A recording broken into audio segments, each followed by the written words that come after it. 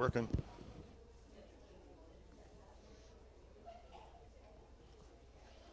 Not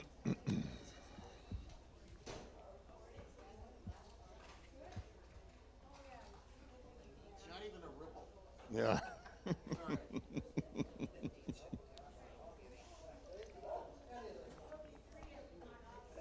Bible class can be many things. It can be a study in trust. Yeah. You're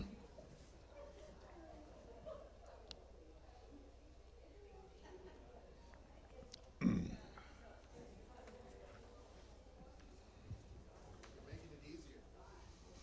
I am. Oh, by drinking it. Before we get started, I wanted to wish you a happy Father's Day. Thank you. I hope you have a great day. I am going to.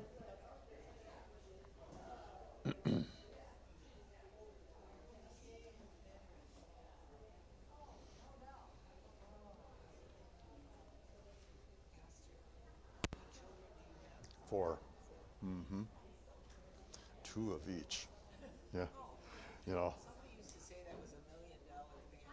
Well, yeah. I mean, You have 3 and 1. yeah. That means. I don't know what that means, but yeah, we started. We got our girl. We started with 2 girls, so then people were telling us you're going to have all girls. Then we had 2 boys. So We had 3 boys, and then we finally had 1. yeah.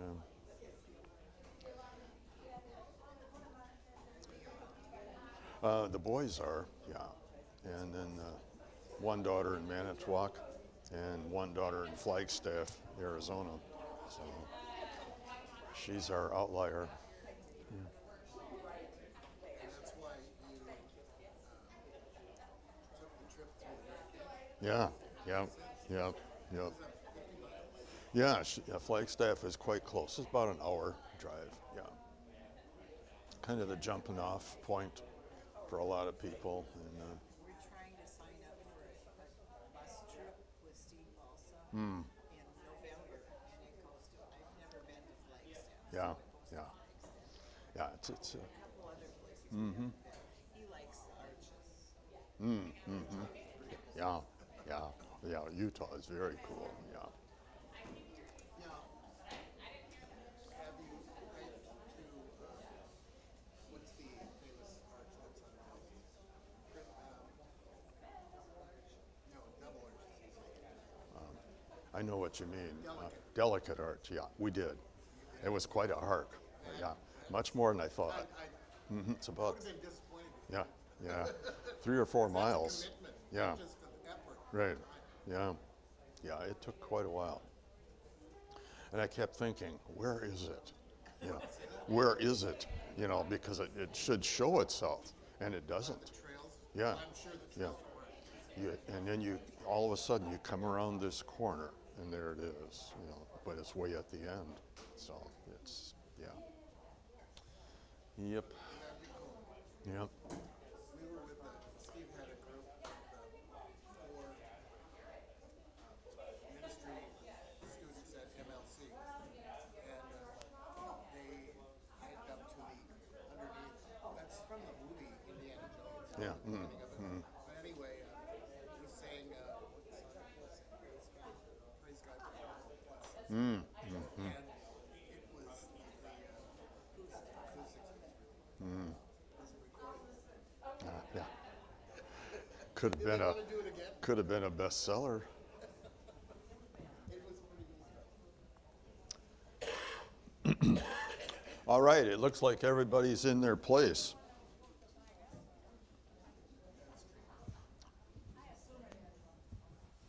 Good morning.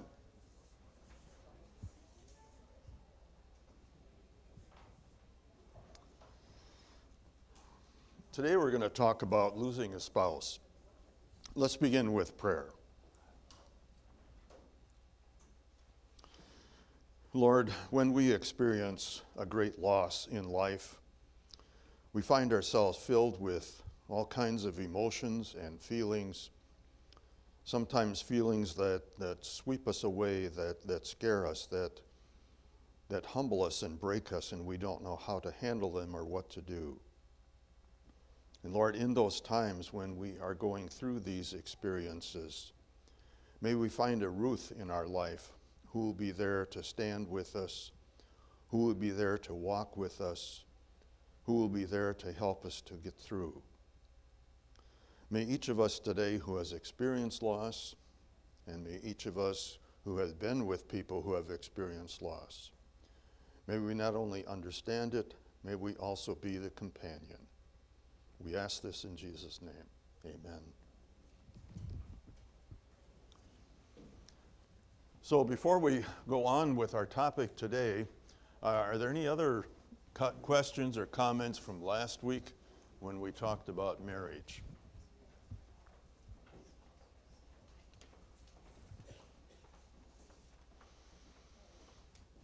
Okay. So, as we look at the story of Ruth and Naomi today,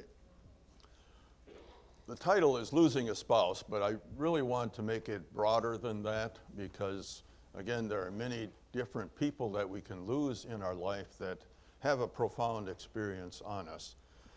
But I use this story particularly because of the situation with Ruth and Naomi. So we want to look at these two women, and really what I want to focus on is how did loss affect Naomi, and then also we want to look at how did Ruth respond to that situation.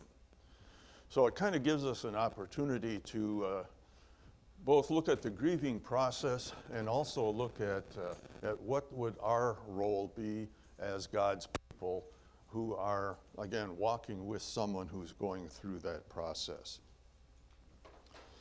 So the interesting phrase that I want to start with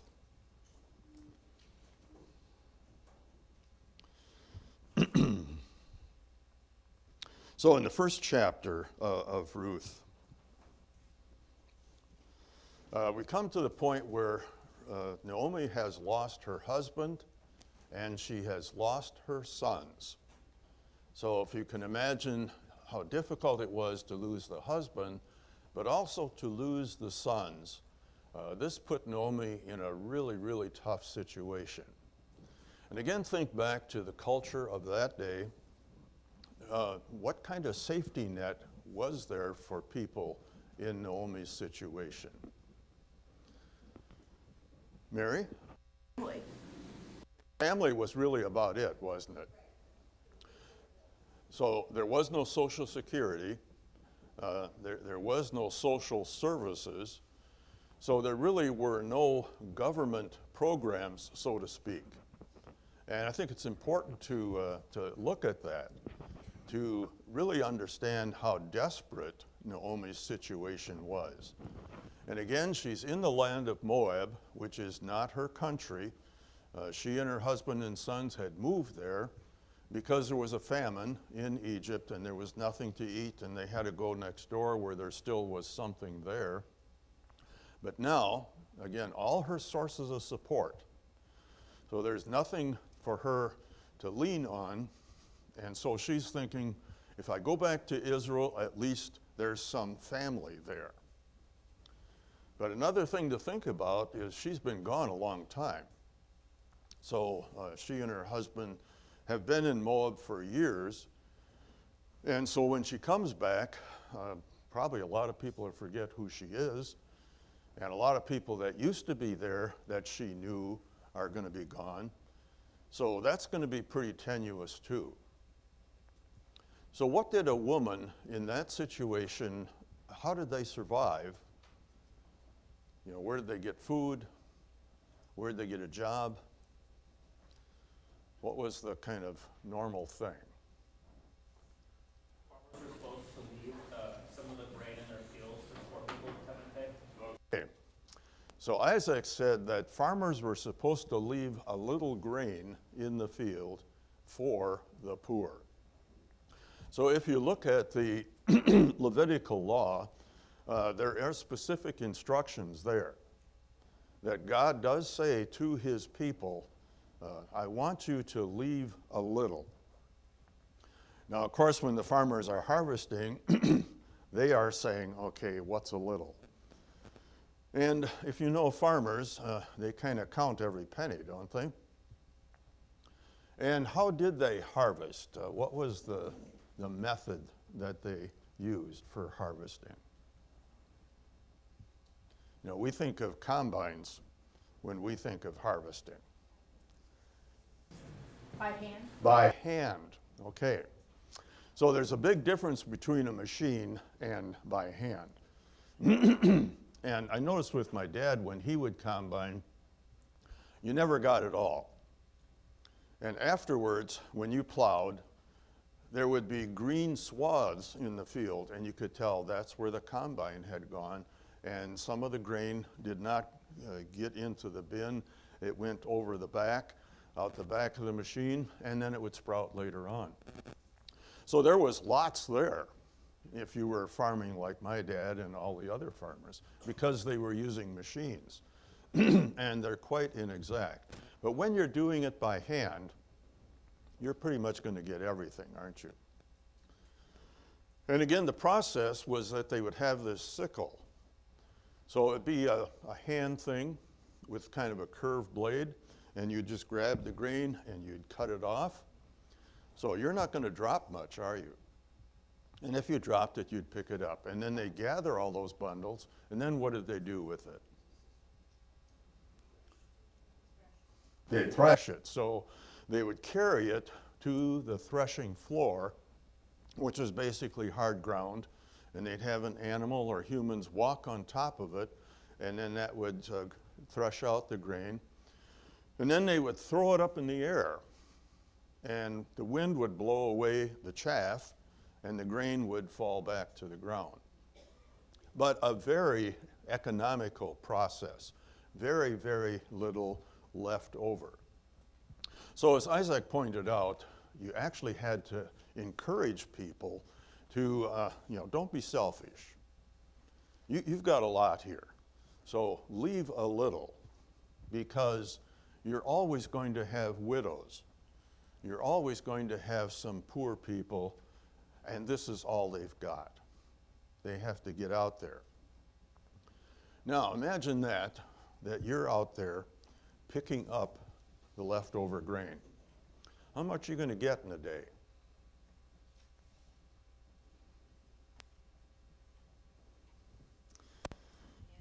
A handful, yeah. So if you get, maybe a quart of grain, and okay, now you still have to, you have to grind it, you have to turn it into flour, you have to bake the bread, so on and so forth. So boy, this is hard living, isn't it? So this is a situation that Naomi is facing. But what I want you to look at is what Naomi says as she looks at her situation. So Naomi says, "Return home, my daughters. Why would you come with me? Am I going to have any more sons who could become your husbands? Return home, my daughters. I am too old to have another husband. Even if I thought there was still hope for me, even if I had a husband tonight and then gave birth to sons, would you wait until they grew up? Would you remain unmarried to them? No, my daughters, it is more bitter for me than for you, because the Lord's hand has gone out against me." I really want you to look at that. The Lord's hand has gone out against me. What's the image that you have in your mind as you listen to that? His hand has gone out against me. Naomi? She's all by herself. She's all by herself, okay? And think about that hand thing again, God's hand.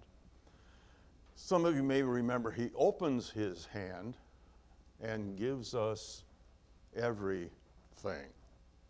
So there is where God's hand is with us.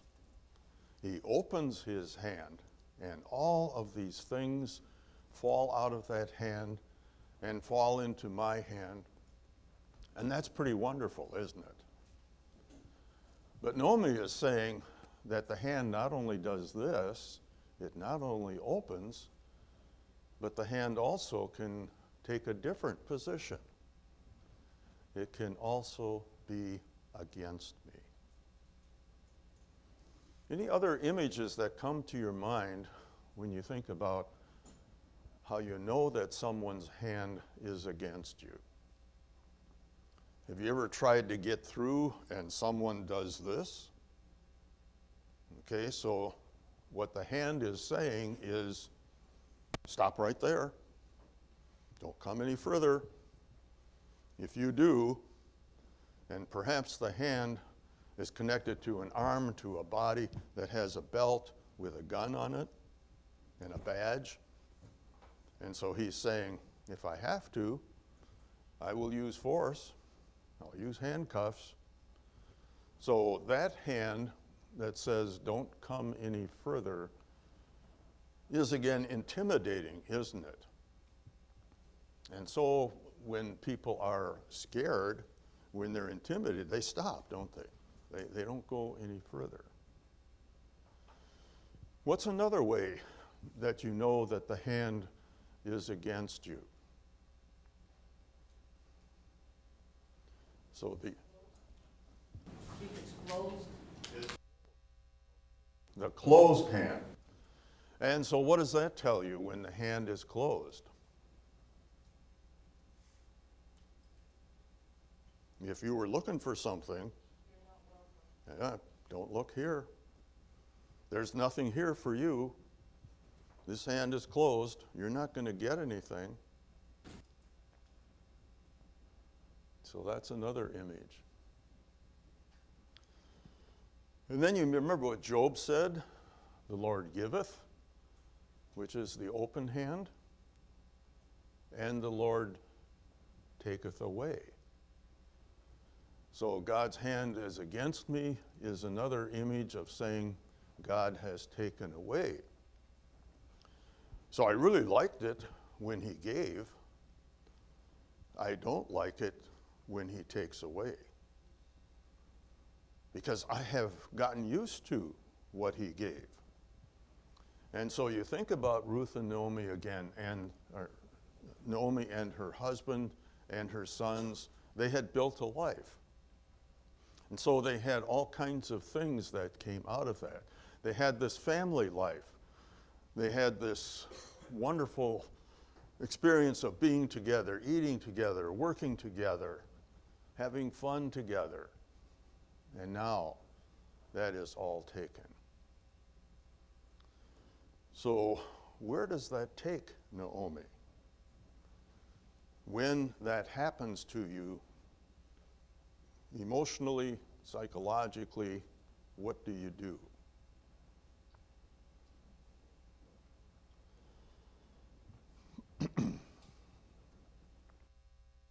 Give up. You give up, okay. So one thing is that you kind of withdraw. And so again, think about how you see that happening, that people pull in. They pull the shades. They lock the doors. And so really what Naomi is doing here too, when she says, you girls stay here, I'm going there, it's another way for her to say, I'm pulling in. I'm going into my hole. I'm going to pull the hole in on myself, and I'm just going to sit there.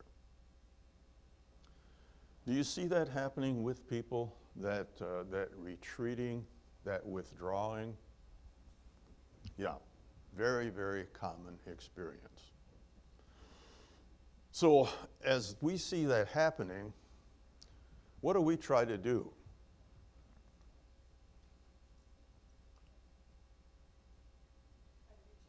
We try to reach out. And so maybe we will call. Maybe we will stop by when we see them. Maybe we will greet them when we meet them on the street. Maybe we will say, should we get together?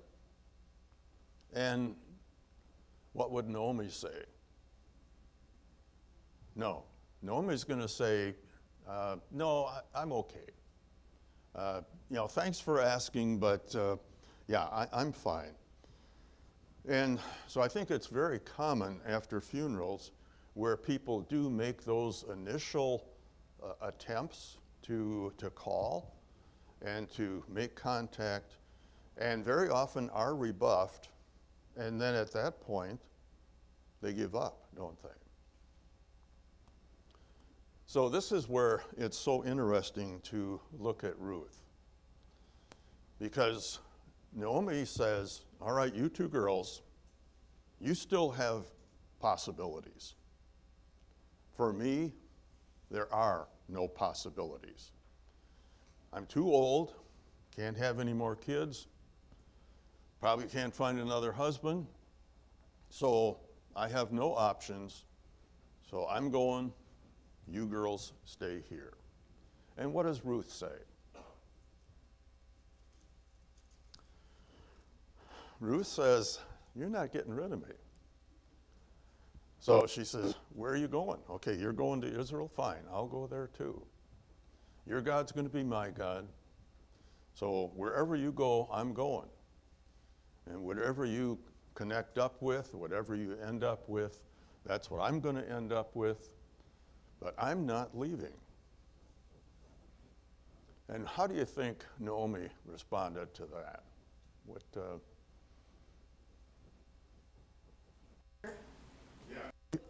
Yeah. So she's kind of like, no, I really want to be alone. Just leave me alone. I'll be fine. But Ruth will she's kind of like a burr in the saddle. You know, she just sticks. She will not take no for an answer. And this is such a beautiful thing. Because this is not easy to do. None of us like rejection. And so when we're trying to do the right thing, when we're trying to be helpful and people say no to us, it hurts us. And so, that's why we find it easier to give up than to continue to deal with that rejection. But Ruth powers through. She just says, if you're going there, I'm going there with you. So finally, Naomi says, okay, fine. Try not to be annoying. Try not to talk too cheerfully. But she allows her to go along. And so they get back to Israel, and Naomi does have relatives there. And then what does Naomi figure out once they get back there? What does she think Ruth should do?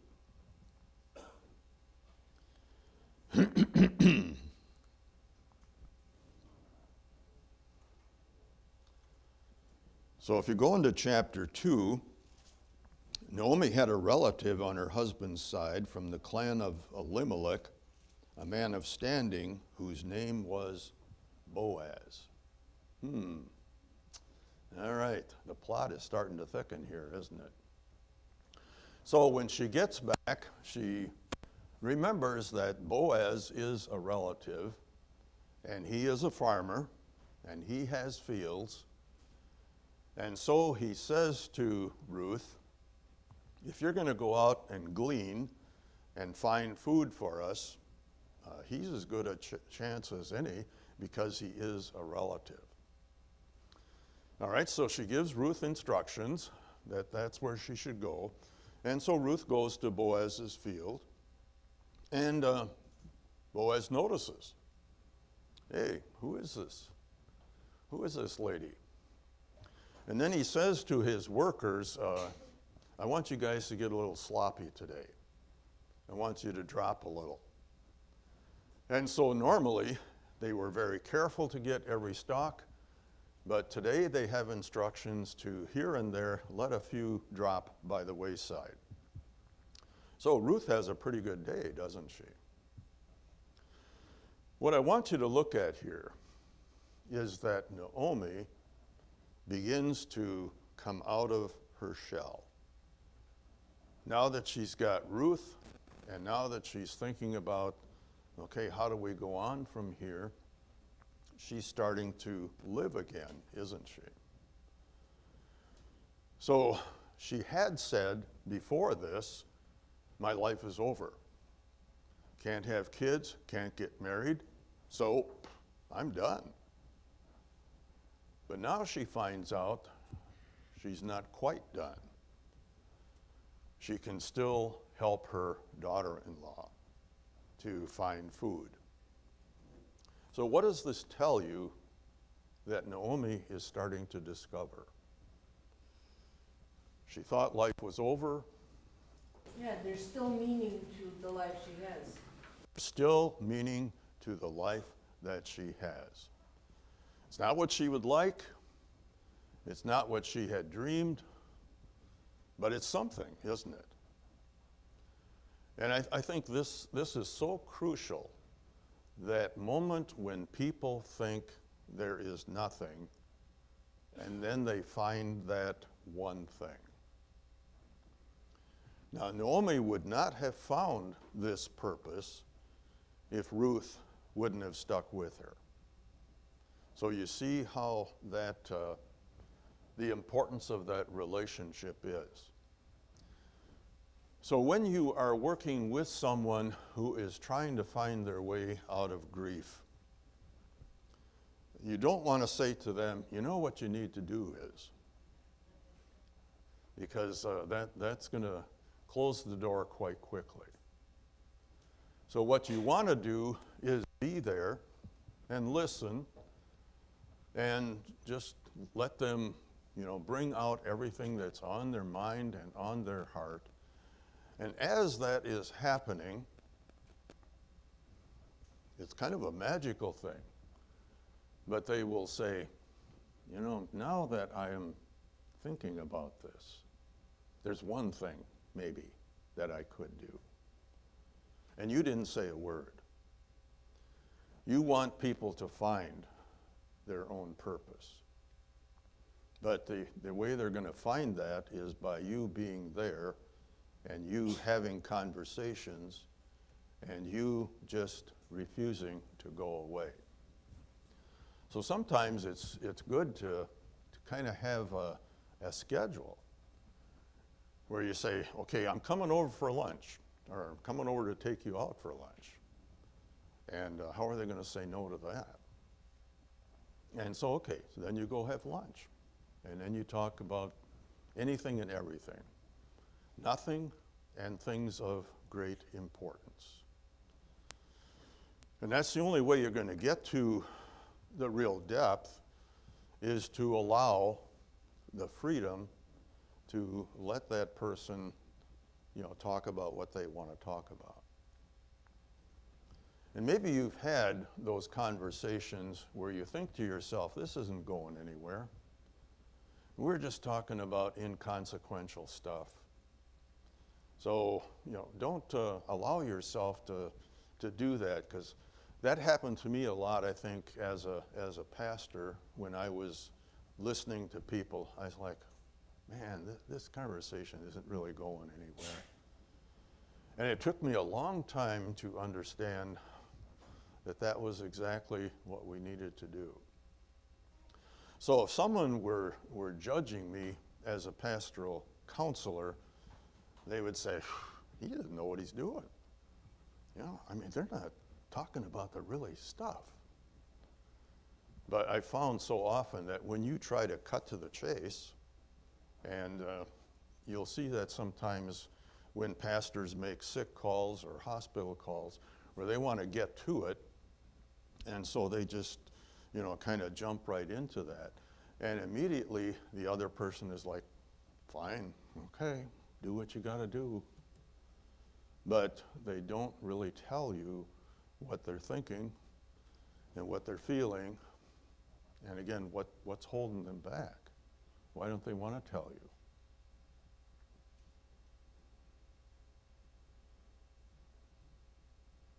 So it may not be pretty, because you may be having dark thoughts. You may be having angry thoughts. And while you don't want the pastor to hear that, you want him to see that I'm handling this. I'm doing great. So then he can go home feeling okay, and then you can say, well, really what I wanted to say, but it wasn't safe. So the not talking about anything allows people to feel safe. And then they come to the point where, all right, now that we talked about all this other stuff, could I trust you to tell you that I just don't know where to go. I just can't find myself. I just am lost. And then when you come to that point, okay. But this idea of finding the next thing, of finding purpose, is really the key to the whole thing. And it's very hard to reinvent yourself, isn't it? Anybody here been through that? Yeah. So I was thinking about my mother, and they were married about little over 40 years. So they did everything together. They were farmers. And so Dad could not have made that farm go without Mom's partnership. So she helped with the chores, sometimes helped with the field work, helped with the planning, helped with the meals, just was always there. It was the two of them together. And when you spend 40 plus years as a team and as partners, then who are you when your partner is gone?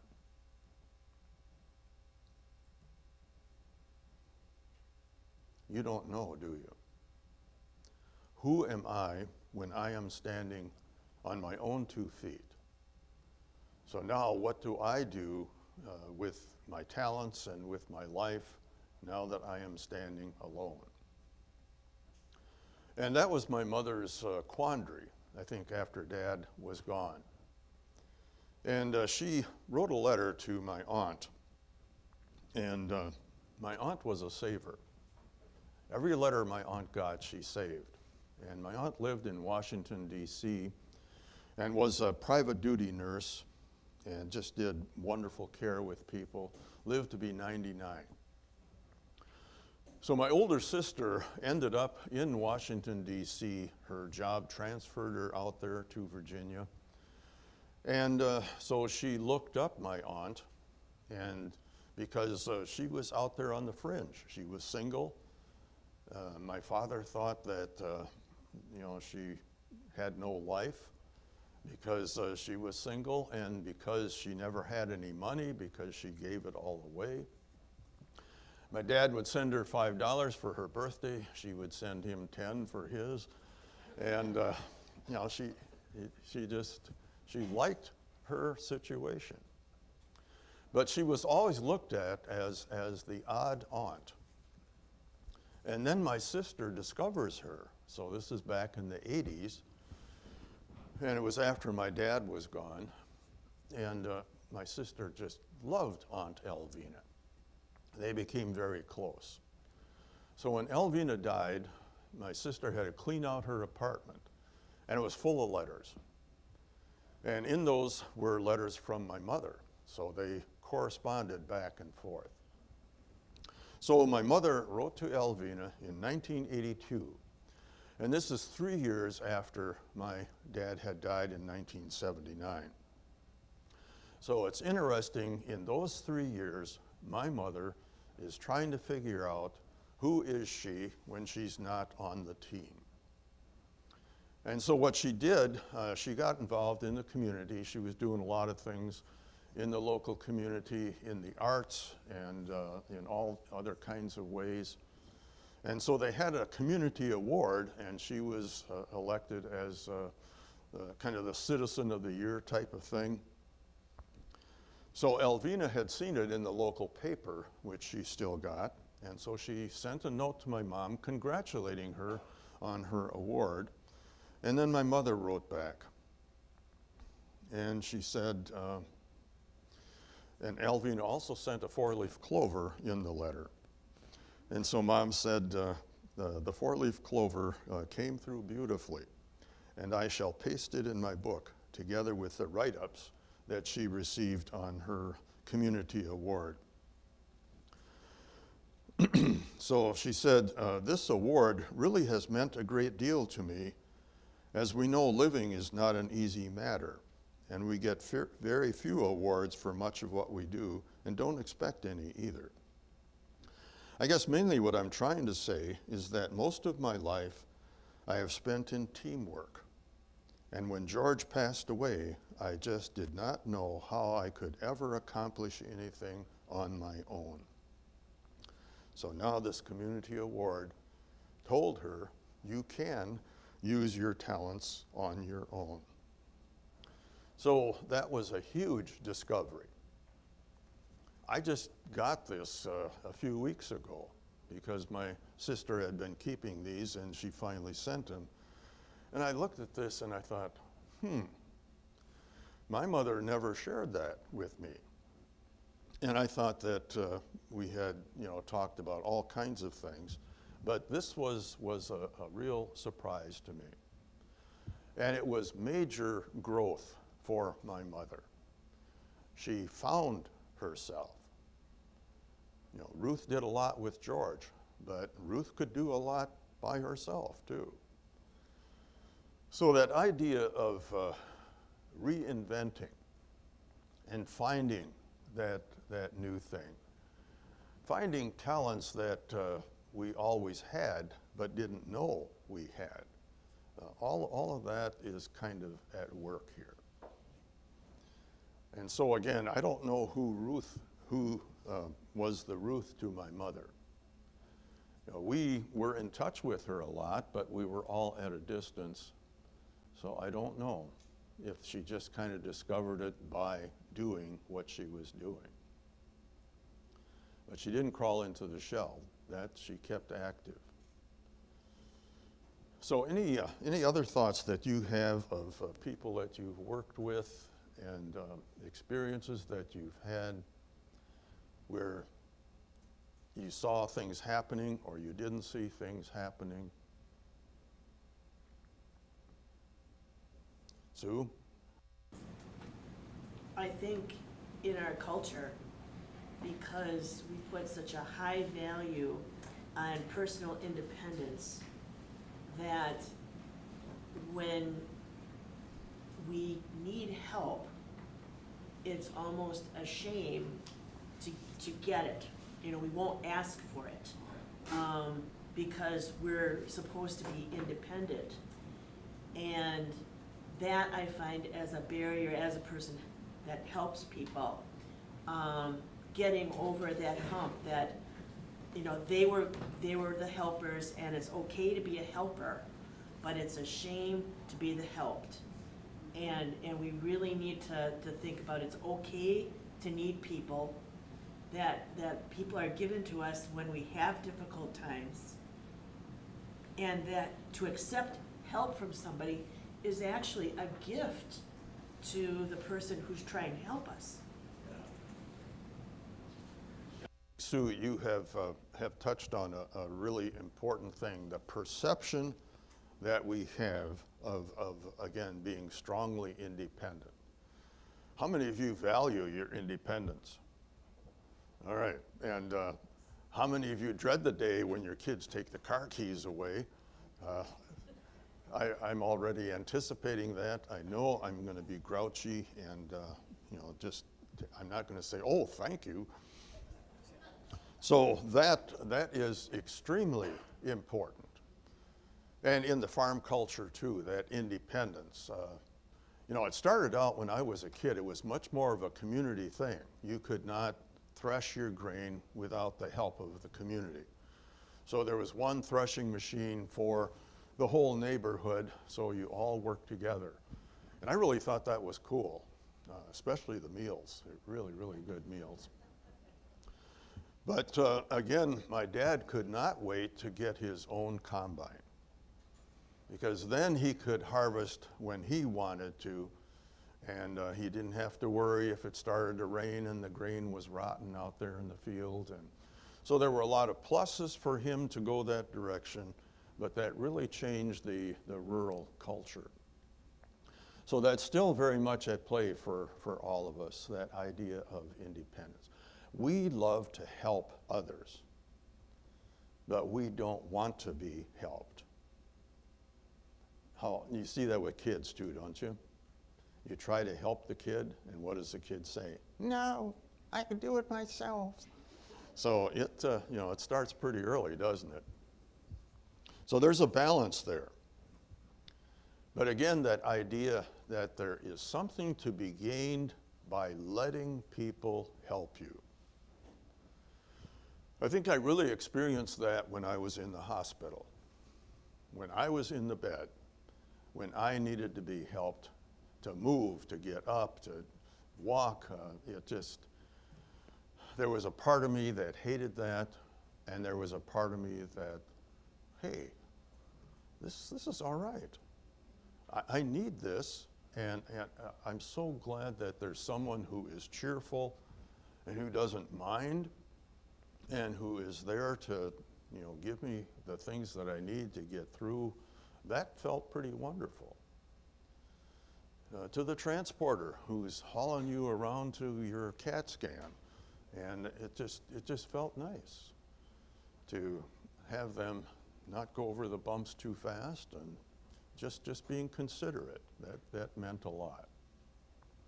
So we're not used to being dependent, and it takes some getting used to. And again, I think one of the things I'd give Ruth high marks for is that she knows that that's what Naomi needs. And so that's why she won't let Naomi push her away. She just hangs in there. And she just keeps on trying to figure out, how can I help you to see what I can do for you? So can you imagine those two as they are together? And Ruth is saying, hey, I had a good day today. I got a whole bucket full of grain here. All right, and now they're working with it, they're preparing it, they're making bread, and they're talking. And all of that brings Naomi back into life again. And she finds that sometimes she's laughing, and sometimes she's remembering, good stories from the past. And they start sharing this is the real stuff, isn't it? Just having those conversations, just doing that ordinary thing. So again, she's starting to say, you need to go to Boaz's field. Go ahead, Jean. Talking about before about being persistent with somebody when you're trying to help them. What if it's just totally, despite your repeated efforts, a stone wall that you can't get through? I mean, what do you do? Yeah. There are times when people will not let you in. And I think my response at that point is to wait. Okay, I'm just going to give it a little time. And then maybe a week or a month later, I'm going to circle around and I'll come back and try again. So I've had that experience in the cancer center too, where there were people who didn't want to talk to me. And that's fine, they don't have to. But they watched as I talked to other people. And then a couple of months later, they smiled when I looked at them. And then it was okay, and then we could start talking. So I think that's my only advice for those situations, is to hang around. Do not ever give up on them. Continue to pray for them. Continue to just observe how things are going there. I guess one other thought I have on that is it may not be me. It might be somebody else who's going to have the breakthrough. I might have softened the ground, but it might be somebody else who's really going to have the breakthrough there. Because I had that experience too with with my son, that I just felt I could not reach him. And I was down in the jail, and I was talking with the guys about the prodigal son, And they were like, yeah, that's us. We broke our parents' hearts. And I said, I'm living that story myself. And they were kind of like, whoa. And then it got so quiet. And then one of the guys said, well, maybe you're not the one who's going to reach your son. And I thought, wow. It just kind of made me step back and made me think that I wasn't the only one who had a connection with him, who had experiences with him. And as it turned out, it was my brother who really had a connection with my son. Those two guys loved each other. And my brother had a very similar life experience, and so he just had a way of getting my son to talk to him and bare his soul. And I know that he was a key person in helping my son to kind of turn and find his way. And then another guy in the jail said, don't stop coming here. And because I was like, hey, if I can't reach my son, I don't know if I can do anybody else any good either. So I think that's another thing for us to keep in mind when we are working so hard on someone and not being successful. Maybe we're not the one. Or maybe it's not the right time. So we have to have some flexibility there, I think. Any other thoughts that you have as you think about? What I want you to see with Naomi too is, her first thing is, okay, I'm going to help Ruth find a way to make a living. And then, what's the next thing that she discovers? She's looking at Boaz and she's saying, he's eligible. Yeah. So then she becomes the matchmaker. Now, being a matchmaker is really a fun job, if you can make it work. If you ever saw the movie, was it Barbra Streisand? Was she in the Broadway or was she in the movie? I can't remember which, but she was just perfect for that role. But it's a lot of fun to set other people up. And so Naomi says, okay, now can we get Boaz to notice that you would be a good wife? And so it's threshing time, and it's a time of celebration. And so they would all gather at the threshing floor and have all kinds of merriment and entertainment. And then Boaz is sleeping on the threshing floor. And Naomi says, just lie down by him, uncover his feet.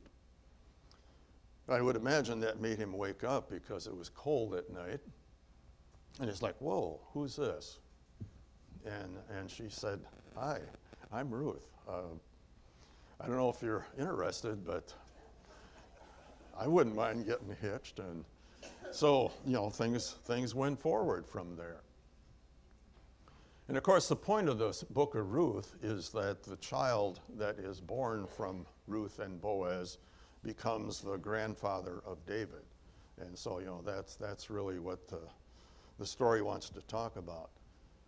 But again, for our purposes here, what we're seeing with Naomi is that she continues to find things to do. So after she gets those two married off, then what does she do?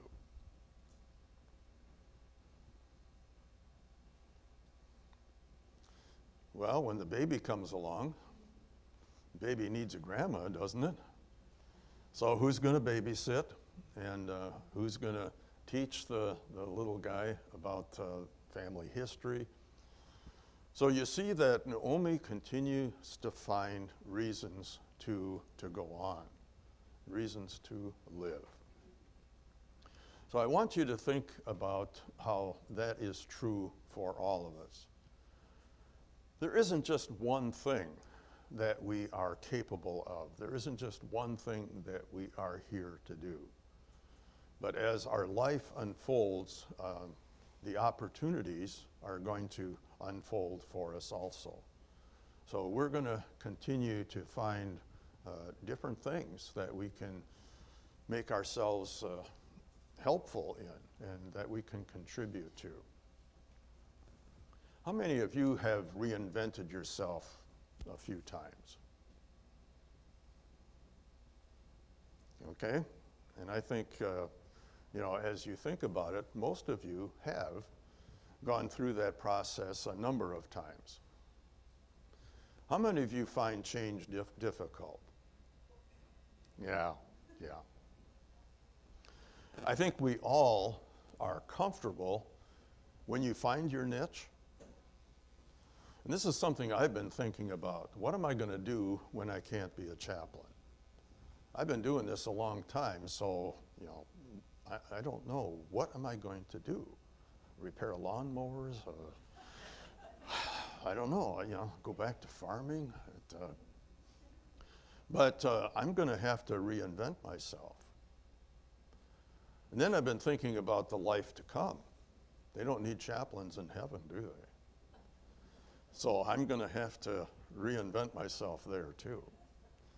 So maybe I should practice before I get there.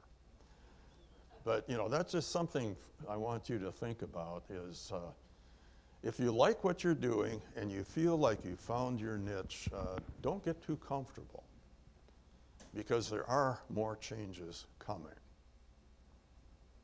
When do the changes end for us? We don't know. So my thought is when I die, that'll be the end. That'll be the end of the changes here. But up until then, I might be in a nursing home, almost totally incapacitated, and still reinventing myself.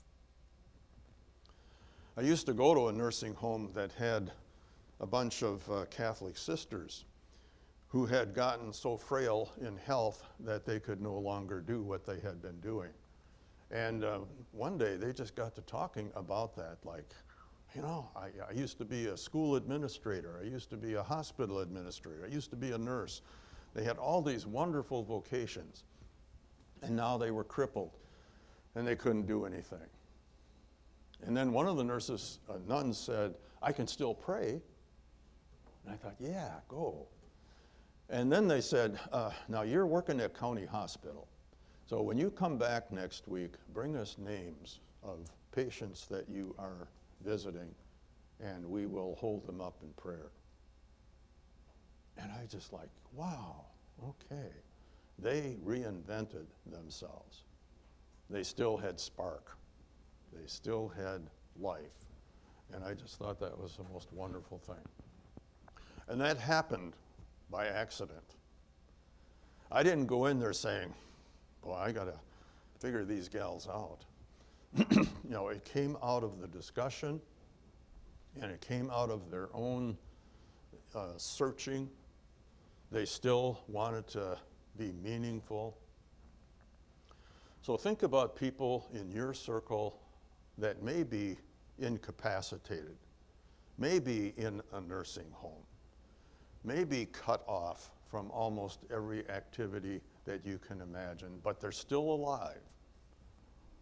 And as you go and you talk with them, maybe you could say to them, I could really use your prayers. We got a lot of stuff going on in the family right now, and I'm kind of at my wit's end, and I'd really appreciate if you just listen to me, or if you would just pray. And now you're giving that person, they still have something to give, don't they?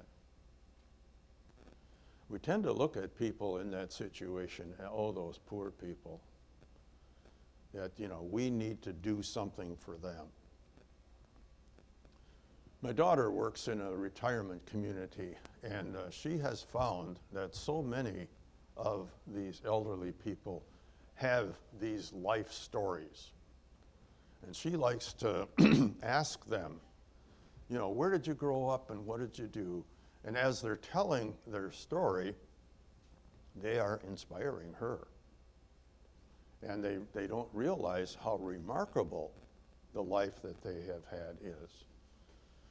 So in the telling of that story, not only are they inspiring her, but they're listening to it themselves.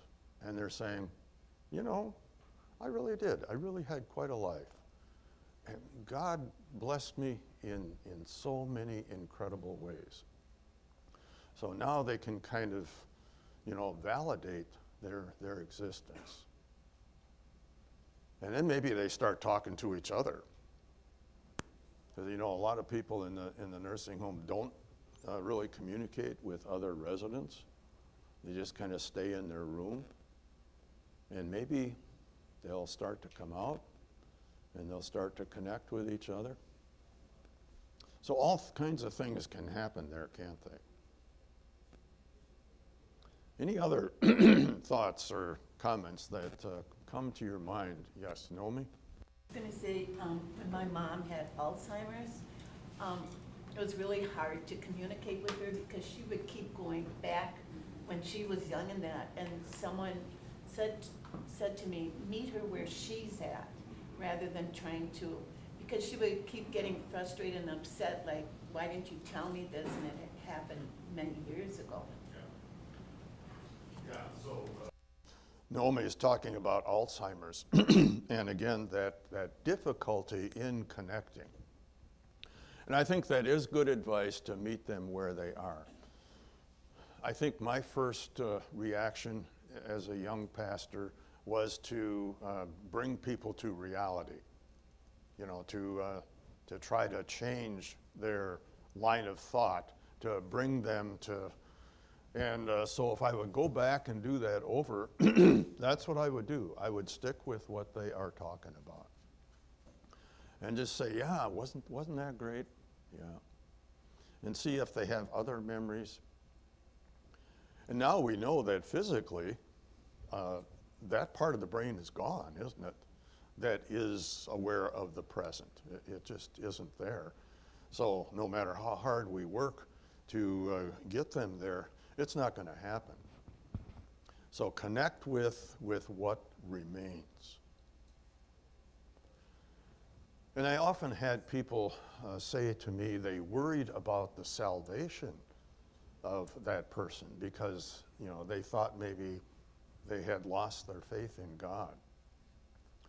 And I thought it's not really, you know, what's going on with us. Our God always is connected to us.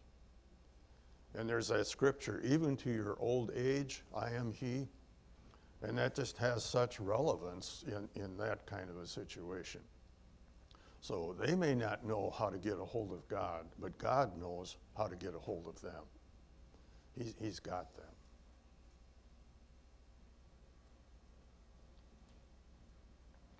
Any other thoughts? Mm-hmm. So I find it interesting about the story of Ruth that, you know, she lost her son, or Naomi lost her son, but they don't really cover the fact that Ruth lost her spouse, like in more detail. But I think what I want to say is that when someone does lose their spouse or lose a child or a family member, most people that are reaching out are also suffering from the same loss, but it may be in a different way, and that you're not alone. Like although we're coming to you to try to help you, we're also grieving with you. And I think too that's a tricky thing, is to say I understand loss because I've experienced my own. So sometimes the temptation is to say, I know how you feel. And that's a big no-no because every grief is different. So as much as your loss might parallel that of another, there also are many distinctions and differences. And so rather than saying, I know how you feel, you just want to, how are you doing? Do you want to get together? Do you want to do something? Do you want to talk? You know, any way that you can connect there. But let that person kind of lead the conversation and lead the dance. Because we do a lot of that where and I think sometimes we're uncomfortable. We are all uncomfortable in the presence of great loss. And so the tendency when you're uncomfortable is to say something and then get out of there. And that's where you come with those cliches. So if you really care, say something, but hang around. Be available. Keep checking in. Keep doing whatever you can to keep the lines open. Sue? In part, what was talked about in the book of Job, where when Job suffered such a tremendous loss and all of his friends came to see him, all they did was sit with him for, I think, 2 weeks, saying nothing. Mm-hmm. Yep. And that is such an interesting book because they said nothing for 7 days, and that was beautiful. And then they opened their mouths, and it went downhill from there. But that just tells you so much, you know, how often silence can be better than lots of verbiage. And again, as we look at Job, they are trying to explain. How do you explain the magnitude of loss and pain? You know, there's no way to explain that. So if we start going down that road, it's just it's not going to lead us anywhere helpful. So again, the idea of silence and listening and caring and just finding ways that we can engage people and help them, because they are also looking, aren't they? In their darkness and in that isolation, they are saying, what am I going to do? They are wondering, what am I going to do? And sometimes they find it on their own, but sometimes they need a friend, and it gradually comes. Any other thoughts?